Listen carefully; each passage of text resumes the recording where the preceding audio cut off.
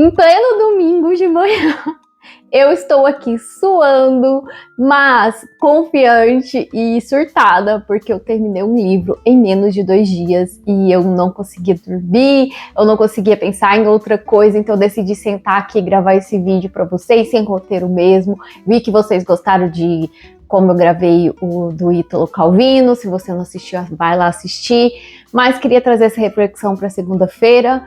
Esse vídeo vai sair na segunda-feira e é do livro Amanhã, Amanhã e Ainda Outro Amanhã. É uma conversa aqui com vocês sobre o que eu senti lendo esse livro e é muito mais uma reflexão. E vamos lá acompanhar esse surto que foi ler esse livro. Tá bem fora da minha zona de conforto, né? Olá, tudo bem? Eu sou a Úrsula e neste canal eu compartilho a minha jornada pelo universo dos livros, então muito obrigada por visitar o meu cantinho. Já se inscreve, ativa as notificações para não perder novos conteúdos, curte o vídeo logo no início para me ajudar na divulgação, compartilha com os amigos e se for comprar esse ou qualquer livro na Amazon, qualquer coisa que você for comprar na Amazon, inclusive itens eletrônicos, usa o meu link de associado, você não vai pagar nada mais em suas compras, mas eu recebo uma pequena comissão e este é o meu único retorno financeiro atualmente produzindo conteúdo aqui pro YouTube, pro Instagram e pro TikTok. Estou em todas as redes como @leituras da Úrsula, no Twitter também. Mas então vamos lá, gente. Eu pus esse livro aqui na wishlist há muito tempo já, não tinha noção de quanto tempo tem que eu pus ele na wishlist, mas um dos motivos foi porque a Tami, do Resenhando Sonhos, colocou ele entre os favoritos dela de 2022. E agora vamos à ficha técnica para vocês, antes que eu esqueça. Esse livro foi lançado em setembro de 2022 aqui no Brasil, pela editora Rocco. Eu vou deixar passando imagens aí da edição para vocês, mas é um livro que ele é mais de 16 anos, tá? Ele tem muitos assuntos que se enquadrariam numa faixa etária de 14 anos, porém, em alguns momentos, a história toma um teor mais pesado, tem questões de depressão, tirar a própria vida, a violência, relacionamentos abusivos, sadomasoquismo.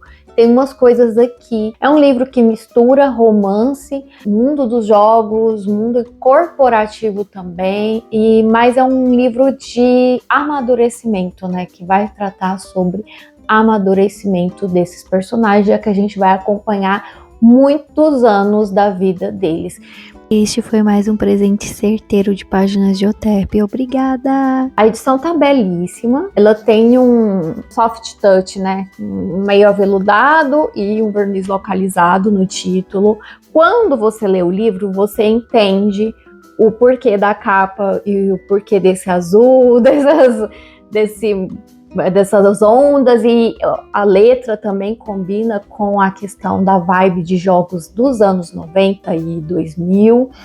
Foi um sucesso no New York Times, é da Gabrielle Zevin. A Gabrielle Zevin é uma premiada escritora best-seller com livros publicados em quase 40 idiomas, também é crítica literária e roteirista e trabalhou na adaptação do próprio livro A Vida do Liveiro A.G. Finck para as telas. Formada em Harvard, Zevin mora em Los Angeles. Ela também escreveu livros para jovens, como Em Outro Lugar, publicado pela Rocco. Amanhã, Amanhã e Ainda Outro Amanhã está em processo de adaptação para o cinema pelo produtor Temple Will e pela Paramount Studios. Então, gente, esse livro, assim como outro livro da autora que foi adaptado, esse livro também será adaptado para os cinemas.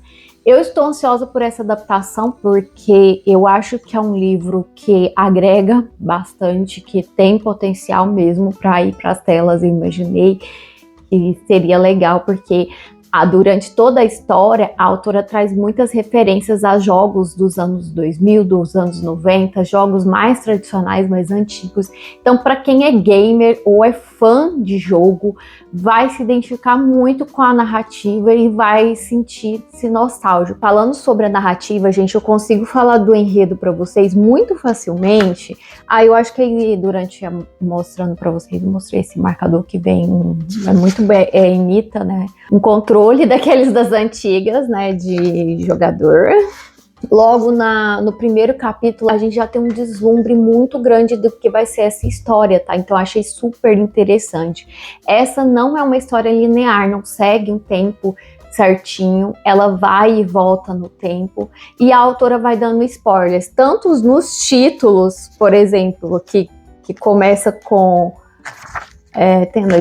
que começa com crianças doentes, vai ter esses subtítulos ao longo de toda a história que vai dar o tom ali do que vai acontecer naqueles capítulos, quanto ao longo de toda a trajetória, ela joga algumas entrevistas do futuro que dão spoilers do que ainda está por vir nesse livro, e isso é muito legal, porque ela instiga a gente a continuar lendo pelos spoilers que ela vai dando. De repente, ela começa aqui com esse primeiro parágrafo, onde o Sam, que é um menino que tem dificuldade para andar, ele tem um vício de caminhada ali, né? Ele caminha meio torto na multidão, ele é pequeno, ele é de baixa estatura, é um homem com traços asiáticos, e ele está andando ali no metrô, né, na estação, de forma que ele se sente um pouco perdido entre multidões, porque ele tem dificuldade em fazer essas travessias. Isso, gente, ele está estudando em Harvard, se não me engano, mas a cidade onde começa a história é Cambridge, em Massachusetts, nos Estados Unidos. Local com baixas temperaturas. E ele vem lá da Califórnia, que já é um estado de grandes temperaturas. Ele está sofrendo por ter ingressado em uma universidade que fica em uma cidade de baixas temperaturas, a qual ele não está acostumado, não foi com vestimentas preparado para essa temperatura, e além disso ele tem uma condição física que limita, né, e prejudica a sua locomoção, e a gente já se vê nesse cenário de um rapaz que é jovem, mas que por algum motivo que não se explica logo de cara, ele tá numa situação de não se considerar deficiente, mas ao mesmo tempo de ter uma especificidade ali física. Nesse metrô, ele vai se deparar com uma antiga amiga, que é a Sadie. E ali, logo de cara, a gente percebe que houve algum desentendimento entre eles. E que esse desentendimento, quando ele revê a Sadie ali, ele percebe que já não faz sentido mais. Tem muito tempo, passou muito tempo que perdeu o sentido desse desentendimento. Só que eles são muito jovens, então a gente entende que eles se conhecem desde a infância. E aí ele vai abordar a Sadie, eles vão conversar, vão rememorar algumas coisas. Ao mesmo tempo em que isso está acontecendo, a narradora nos apresenta tanto esse local onde eles estão, como logo na primeira frase a gente já sabe que o Sam, ele mudou de nome e que no futuro ele se tornou uma grande persona ali nas comunicações, nas telecomunicações. É muito interessante isso, como em poucas páginas a autora joga a gente para esse cenário, essa construção de cenário, nos traz um vislumbre do que o Sam é no futuro e do que esse presente, que não é bem o presente, está mostrando para nós, tá? Então, nessa reencontro entre Sadie, que é uma menina muito interessante ali, e que também está ingressando na universidade, que tem uma história com Sam, ela vai entregar ali, antes de entrar no trem, ela vai entregar um disquete que contém um jogo, e em poucas palavras ela vai dizer que ela está trabalhando com jogos, começou nesse mundo da computação e que quer que ele jogue o jogo dela. E aí ele vai jogar esse jogo, vai se interessar muito por esse jogo e vai pensar, nossa, a gente tem capacidade de fazer um jogo juntos. Só que ele não é muito bem da área dos jogos, tá? Só que a Sadie, ela está passando por um momento difícil, ela tá numa depressão ali, ela não tá saindo do quarto, e nesse momento o Sam vai ser muito importante. Ele vê algo no quarto dela que faz lembrar do passado, e aí a gente vai acompanhar a história de como eles se conheceram, e eles se conheceram no hospital justamente quando o Sam sofre um acidente. O pé dele é quebrado em várias partes e ele está ali passando por cirurgias, e a Sadie esperando a irmã dela, que está internada por conta de um câncer. O enfermeiro fala, olha, tem uma sala de jogos, porque você não vai lá passar o tempo enquanto você espera sua irmã. E aí ela vai nessa sala de jogos e encontra o Sam, e eles começam a jogar juntos. e ele conversa com ela. E todo mundo no hospital fica surpreso porque ele não está se comunicando com ninguém. E pedem para a Sage voltar mais vezes e interagir com ele. Isso acaba virando um serviço social. Ela vai ganhar muitas horas e reconhecimento por esse serviço que ela preza. E mais, isso vai dar um probleminha na relação deles, porque quando o Sam descobre, ele não acha muito legal, ela esconde esse fato dele. Mas, ao mesmo tempo, ela se torna uma grande amiga, a única amiga que ele tem nesse momento. E essa relação, ela vai ser tão profunda que mesmo quando o Sam corta relações ao descobrir que ela estava recebendo horas de serviço social por estar com ele, mesmo assim, anos depois, eles conseguem retomar a amizade, conseguem trabalhar juntos por causa dessa relação profunda que foi construída ali. E é muito bonito, gente, você ir descobrindo as coisas aos poucos, principalmente sabendo a história do Sam, sabendo a história da Sage, que é uma menina que é privilegiada, né? Isso é uma coisa que o próprio Sam fala em alguns momentos, porque ela nasce numa família rica e ele já vem de uma família muito pobre, que a mãe lutava para sobreviver e cuidar dele sozinho, então tem toda uma relação mundos completamente diferentes. E ele sabe que eles não seriam, nunca se cruzariam, nunca se tornariam amigos, se não fosse esse fato de eles terem se encontrado no hospital. Logo na primeira página, tá? Isso é bem na primeira página mesmo. Nós vamos conhecer o Marcus, que é o colega de quarto do Sam. A gente vai conhecer isso justamente porque ele vai emprestar ali uma blusa, né? Vai dar uma blusa pro Sam, que vai ser a salvação dele nesse local muito frio.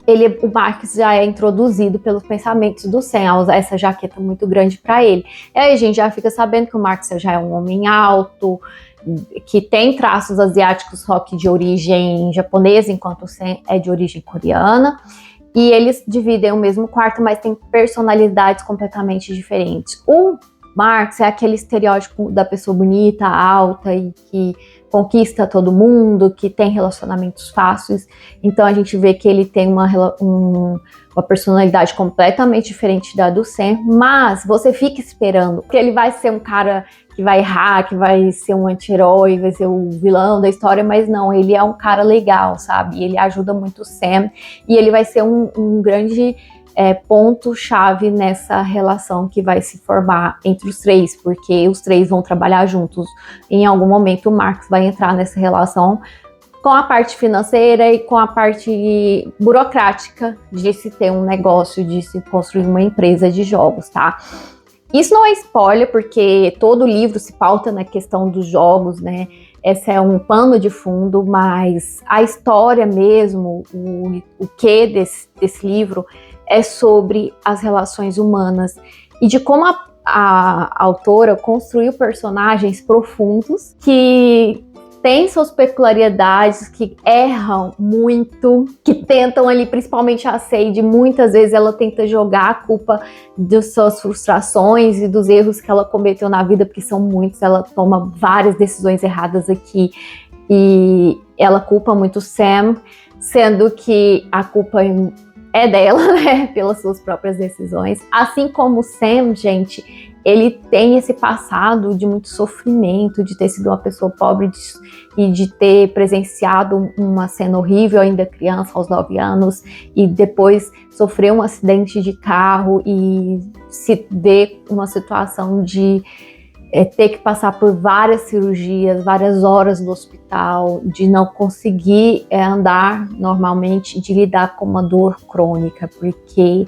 ele tem uma dor constante.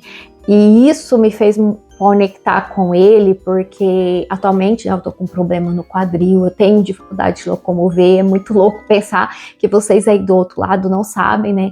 Mas eu manco, eu sou uma pessoa que manca, que tem uma pisada diferente, e é por causa da minha questão do quadril. E às vezes eu nem percebo e eu tento o tempo todo esconder que eu tô sentindo dor ou que eu estou com dificuldade de andar das outras pessoas. E quando mostro sem tendo dificuldade de andar e tentando esconder os seus problemas, tanto do Marcus como da Sage, Isso pegou diretamente em mim.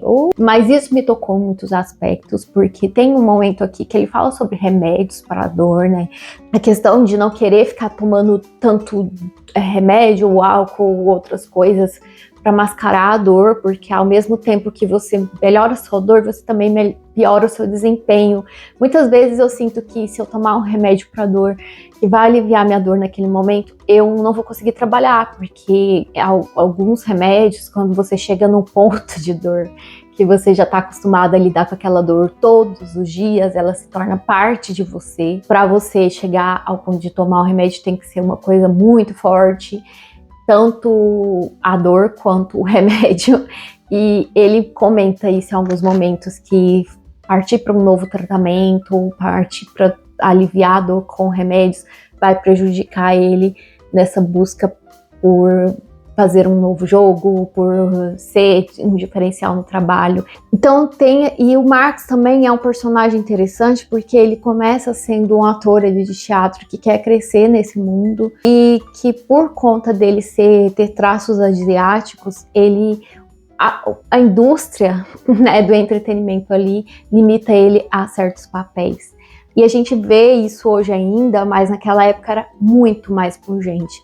Tem outros assuntos aqui, gente. É um livro muito completo, assim, e de tratar assuntos que às vezes não são tão profundos, mas que são jogados ali e bem trabalhados, mesmo que pouco trabalhados, eu não sei explicar. Não é uma coisa jogada, tem palavras de efeito, frases muito bonitas, que também fazem sentido na história.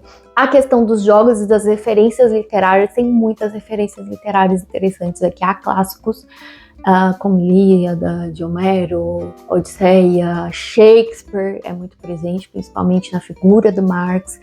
E tem outras referências à cultura asiática, né? Algumas, o Ichigo mesmo, o nome, a caracterização desse personagem de jogo que eles vão construir é baseada na cultura japonesa. E aí vai entrar uma questão que a autora joga aqui, uma questão muito interessante sobre apropriação, né, de cultural, que naquela época, quando eles constroem o jogo, não é tão falado, mas que hoje já é uma questão. E eu acho isso muito legal, a forma como ela faz isso, tá?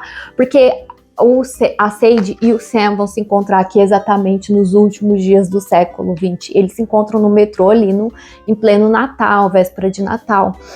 E eles vão construir esse jogo no início dos anos 2000, né? E aí, através das entrevistas futuras, desses spoilers que a própria autora dá pra gente do futuro, que a gente vai vendo que alguns assuntos que naquela época não eram discutidos vão ser um problema para essa empresa anos depois, né, quando se começa a discutir. Aí existe aquela coisa, né, tipo, há de se discutir o assunto, mas também não há de se condenar, porque na época não se falava tanto o assunto.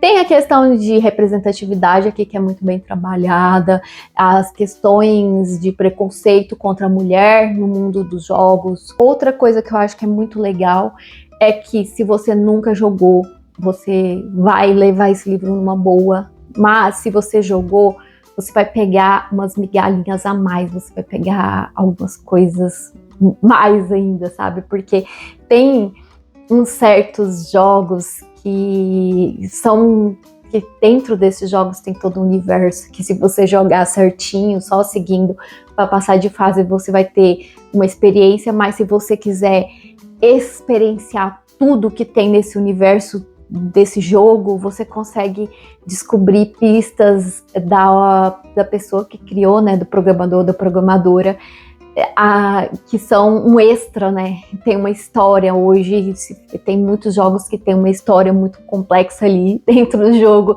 e se você só vai descobrir essa história se você caçar, se você for dentro de cada coisa.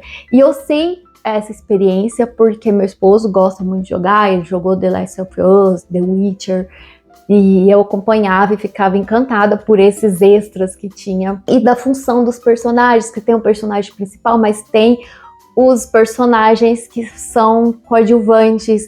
E tem uma parte aqui onde um personagem ele vai ser comparado a um personagem de jogo que é excepcional, sabe? Eu achei de uma sacada da autora. É muito importante, gente, quando você chegar ao final do livro ou no meio do livro, você lê os agradecimentos, porque a autora vai comentar que os pais delas trabalham com computadores e que ela era uma gamer e que ela estudou bastante, se interessou, era uma entusiasta sobre o mundo dos jogos, principalmente dos anos 90 e 2000, que é o que vai citar aqui.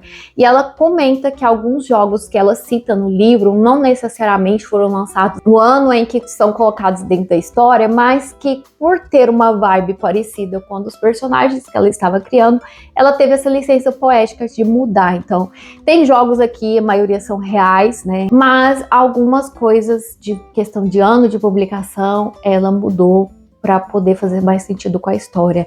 Então tem várias referências para quem é do mundo dos jogos. E isso é interessante porque eu gostei da forma como ela trabalhou, porque se você gosta de jogos e joga e é um entusiasta da história dos jogos, você vai ficar surtando com algumas referências que ela coloca aqui. Mas se você não é do mundo dos jogos, você vai entender porque ela te contextualiza, entendeu? Mas eu sinto que quem for do mundo dos jogos vai conseguir pegar ainda mais profundidade da história. Quando explica o título do livro, foi uma das partes em que eu mais chorei, porque é uma coisa muito, assim, intensa, sabe? A história e a forma como explica o título faz muito sentido com a vida, nossas vidas, pessoas reais vivendo vidas reais. Ai, vocês devem estar vendo que eu gostei muito. Teve uns momentos que eu pensei, não sei se eu vou dar 5 estrelas de favoritar. Mas esse livro tá em mim, sabe? Eu ainda tô pensando sobre coisas. Eu terminei de ler, ainda tô anotando coisas nele. E eu gostei muito da ambientação, de como ela traz a ambientação, tanto física como a vida dos gamers. Tem partes tristes, mas que fazem conexões com histórias reais. Eu não vou citar, que eu acho que seria um spoiler, mas tem muitas coisas aqui que ela conecta com discussões reais sobre política, sobre sociedade, sobre relações humanas e direitos humanos. É muito, muito legal de verdade. E a discussão do papel da mulher naquela época, da colocação da mulher e de como o Sam acaba sendo a imagem da empresa que eles criam juntos, né? Por ele ser homem e a Sadie, ela se sente injustiçada. E a guerra de egos também. Relacionamentos amorosos vão acontecer aqui, mas é muito mais sobre amadurecimento de todos os personagens e a trajetória e sobre se descobrir, aceitar e uma amizade que vai ser construída ao longo de todo o livro, que é muito, muito bonita. É um assunto diferente, trabalhado de abordagem diferente, ao mesmo tempo que é amplo, ele afunila em alguns momentos, então é um livro com muitas e muitas camadas que permitem diversas interpretações e também cada experiência de cada leitor vai gerar uma experiência diferente ao ler essa leitura. Eu já tinha desligado a câmera quando me dei conta de uma coisa que acontece nesse livro, que são as referências asiáticas, principalmente japonesas, que ocorrem tanto no jogo que o Sam e a Sadie montam, quanto na história, sabe? Tem influências asiáticas. E tem um momento que me remeteu muito a uma época da minha adolescência, onde uma personagem ela vai começar a montar guirlandas de garças para uma promessa, e quando você monta 1000, você pode fazer um pedido, é algo sobre esperança, sobre amor, é muito interessante. Embora eu tenha marcado aqui, gente, eu não tenha gostado muito de ter traduzido Tsuru, que é esse nome desse pássaro, que significa garça, mas que tem um simbolismo muito grande ao redor do mundo, embora sua origem seja japonesa. Eu acho que eles poderiam ter mantido essa e outras palavras em japonês e deixado uma nota de rodapé, só que eu não sei se isso foi feito na versão original do livro, então se não foi feito na versão original, não faria sentido fazer isso na brasileira, né?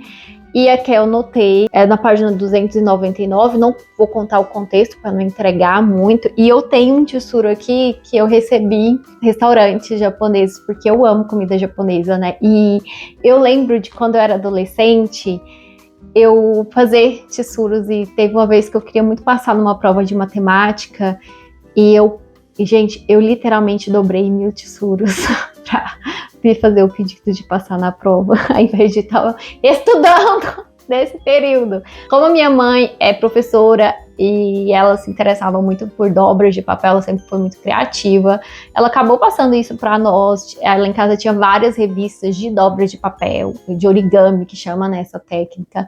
Ela comprava, isso aqui é com certeza um papel próprio para origami, ela comprava esses papéis, esses quadrados que já vinham no formato pronto para dobrar na internet, eu acho que ela ainda faz isso. Eu parei de fazer dobras de papel, mas eu me lembro de fazer muitos tesouros e eu achei até diferente essa forma como eles dobraram. Eu fazia um pouco, não sei explicar. Quem sabe um dia eu volte a fazer isso, mas isso aqui me marcou muito, tá? Então eu senti falta disso, mas não é uma crítica à edição. Eu acho que facilita, né? Para quem não conhece muito da cultura japonesa, não entendeu o que era tesouro, né? Claro que uma nota de rodapé funcionaria, mas para facilitar na fluidez do livro, talvez seja interessante deixar esse e outros termos japoneses já no formato traduzido mesmo. Mas isso me pegou porque me lembrou dessa fase minha na adolescência, onde eu gostava muito de fazer dobras de papel. E eu guardei essa lembrancinha aqui do restaurante com tanto carinho aqui, porque eu gosto muito de tesouros e de outras coisas, né? A minha infância e adolescência foi marcada por influências japonesas, principalmente por animes, aqueles desenhos que passavam na TV, né? Dragon Ball Z. Então, eu gostava muito desses desenhos.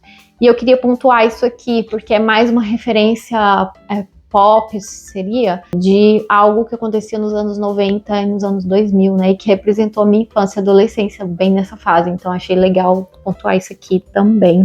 Sinto por não ter esperado, né, a discussão para ver a opinião de outras pessoas, mas ao mesmo tempo eu não conseguiria gravar esse vídeo em outro dia. Quinta-feira vai ser uma programação muito especial de Natal, então eu queria trazer esse livro antes dessa programação. Queria conversar mesmo que sozinha aqui sobre ele e espero que não tenha ficado muito longo. Comenta aqui hashtag o novo amanhã e muito obrigada se você assistiu esse vídeo até o final. Um grande beijo. Até o próximo vídeo e tchau!